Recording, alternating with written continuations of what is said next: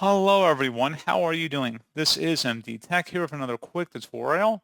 In today's tutorial, I'm going to show you guys how to hopefully resolve if the destination host is unreachable, error that you're receiving on your Windows 10 or Windows 11 computer. So this should hopefully be a pretty straightforward process, guys, on how to resolve it. And without further ado, let's go ahead and jump straight into it. First thing, what you're just doing would be to do a full power cycle of your router. So I'd recommend either selecting the reset button on the router itself or disconnecting it from the wall and then waiting at least a minute before plugging it back in. So that would be the first thing I'd recommend doing.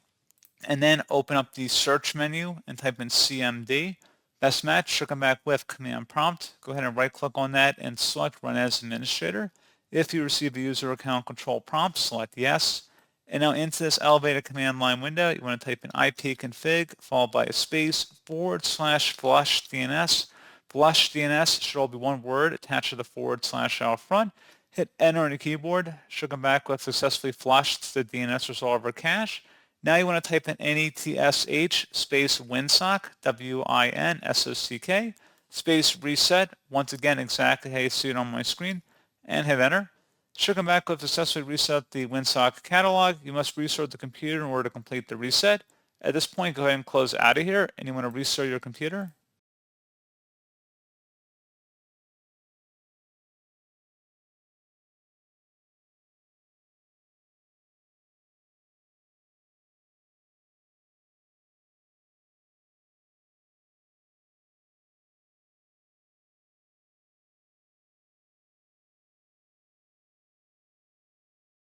And there you go, guys. So hopefully that was a pretty straightforward process. And as always, thank you for watching. I do hope I was able to help you out, and I do look forward to catching you all in the next tutorial.